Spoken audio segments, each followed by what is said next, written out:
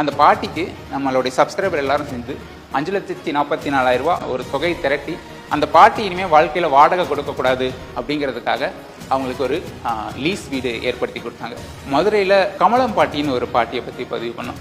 அந்த பாட்டியோட வயசு 80. அவங்க வந்து கிட்டத்தட்ட 42 வருஷங்களாக ஒரு வீட்டு வாசலில் டெய்லியும் காலையில் 6 மணிலேருந்து 10 மணி வரைக்கும் ஆப்பம் அப்படின்னு சொல்லி ஒரு ஸ்வீட் காலையில் மதுரையிலேருந்து ஒரு காலை உணவு. நம்ம இங்கே சாப்பிட்ற ஆப்பம் இல்லை, தேங்காய் பால் ஆப்பம் இல்லை, அது வந்து ஒரு ஸ்வீட் கருப்பட்டியில் போய் செய்கிற ஒரு ஸ்வீட். ஸோ அவங்க வந்து அது 46 வருஷங்களாக அதை செய்கிறாங்க. அது வந்து ஒரு மண் கல்லில் மண் சட்டி மாதிரி இருக்கும்.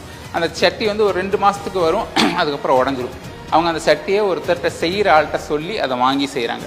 அவங்க நினச்சிருந்தா நார்மல் கல்லில் செஞ்சுருக்கலாம், பட் அது அவ்வளோ கஷ்டப்பட்டு செய்கிறாங்க. அவங்களோட வீட்டு வாடகை 2000 ரூபாய். அவங்க கடை போடுற இடத்துலேருந்து அவங்க வீடு வந்து 1.5 கிலோமீட்டர் தூரம். அந்த 80 வயசு பாட்டி டெய்லியும் அவ்வளோ தூரம் காலையில் நடந்து போயிட்டு 2 முறை அந்த ஜாமான்களை கொண்டு வந்து வைப்பாங்க. அவங்களுக்கு ஒரு மனநிலை சரியில்லாத பையன். அவங்களுடைய வீட்டு வாடகை 2000 ரூபாய். ஸோ அந்த வீட்டு வாடகையை கொடுக்கவே இங்கே ரொம்ப ஸ்ட்ரகிள் பண்ணிட்டு இருந்தாங்க. ஸோ அந்த வீடியோ பதிவு பண்ணோம். ஸோ ஜென்ரலாக நம்ம நல்ல உணவை மட்டுமே பதிவு பண்ணிட்டு வர்றதுனால நம்ம வீடியோக்கள் மேலே உள்ள நம்பிக்கையின் காரணமாக அந்த பாட்டிக்கு நம்மளுடைய சப்ஸ்கிரைபர் எல்லாரும் சேர்ந்து 5,44,000 ரூபா ஒரு தொகை திரட்டி அந்த பாட்டி இனிமேல் வாழ்க்கையில் வாடகை கொடுக்கக்கூடாது அப்படிங்கிறதுக்காக அவங்களுக்கு ஒரு லீஸ் வீடு ஏற்படுத்தி கொடுத்தாங்க.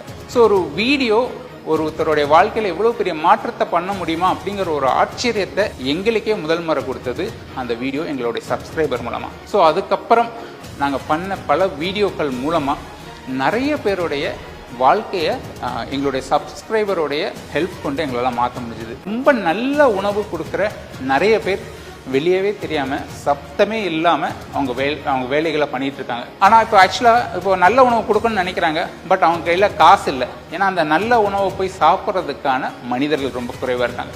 ஸோ அவங்க 2 பேர்த்தையும் இணைக்கணும் அப்படிங்கிறது தான் எங்களுடைய சேனலோடைய நோக்கமாக இருந்தது. ஸோ அதனால தான் நாங்கள் தேடி போன ஒவ்வொரு மனிதர்களுமே வந்து ஆக்சுவலாக நிறைய பெய்ட் ப்ரொமோஷன்ஸ் எங்களுக்கு வந்தது. அதாவது ஒரு பெரிய பிரியாணி கடையிலேருந்து பண்ணுங்க, ஆரம்பத்தில் அதெல்லாம் பண்ணோம், பட் அதெல்லாம் தவறு அப்படிங்கிறத புரிஞ்சுக்கிட்டோம். ஏன் தவறு அப்படின்னா, இன்றைக்கி ஆக்சுவலாக நல்ல உணவு எனக்கு வந்து ஒரு 10,000 ரூபா கொடுத்து வீடியோ பண்ணுங்கன்னு சொல்கிறதுக்கு எவ்வளோ பேர் இருக்காங்க. பட் அதை நம்ம மறுக்கிறப்போ அவங்க ஆக்சுவலாக ஒரு பெய்ட் ரிவ்யூ பண்ணுறப்போ நீங்கள் என்னதான் இருந்தாலும் அது சரியாக இல்லாத உணவாக இருந்தாலும் சரியான உணவு அப்படின்னு சொல்ல வேண்டிய கட்டாயத்துக்குள்ளாயிருவோம். நம்ம ஜென்ரலாக ஒரு வீடியோ பண்ணது நாங்கள் எங்கள் சேனலில் இது நல்ல உணவு, இதை போய் சாப்பிடுங்க அப்படின்னு எப்போவுமே சொல்ல மாட்டோம். அதாவது இப்படி ஒரு நல்ல உணவு இங்கே சமைக்கப்படுது, இப்படி ஒரு நல்ல மனிதரால் இது சமைக்கிறாங்க அப்படிங்கிறத நம்ம சொல்லிடுவோம். அந்த உணவு எந்த அளவுக்கு அவங்க வாழ்க்கையை மாற்றுச்சு, எதுக்காக நான் அதை பண்ணுறோங்கிறத அவங்க சொல்கிறப்போ அது தேவையுள்ள மக்கள். இப்போ எங்கள் அப்பா கஷ்டப்பட்டார், எனக்கு நல்ல உணவு தேவைப்பட்டுச்சு, நான் எவ்வளோ இடங்களில் தேடி அலைஞ்சேன்.